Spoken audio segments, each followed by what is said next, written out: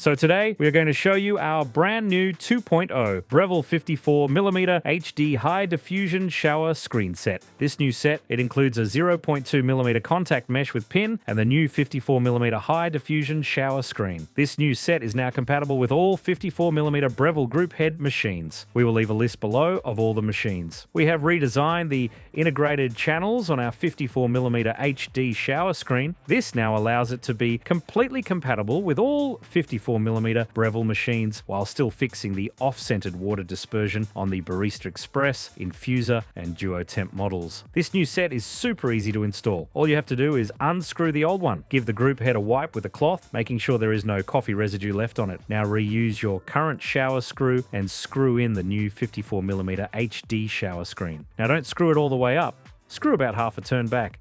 And what you want to do is push the shower screen up into the group head and slowly turn it until it locks into place. You will feel it click over the grooves on the group head. Then finish screwing the shower screw and you're good to go. Run a water cycle and make sure the water is flowing through the channels on the shower screen and not out the sides of the shower screen. If it is running out the side, then you will need to readjust the shower screen to make sure it is in the grooves correctly. Also, the new 54mm HD shower screen is only compatible with the double shot filter baskets. Now we will show how to dial this in. First, we want to weigh the coffee dose. So the standard double shot filter baskets are 18 grams. So this is what we want to dose. So this weighs 18.4. So that's pretty good. I will scrape a little out so it's exactly 18 grams. Now we use our new 0.2mm contact mesh. We place this on top. This helps protect the puck and also adds another layer of diffusion. Now we're going to run the double shot.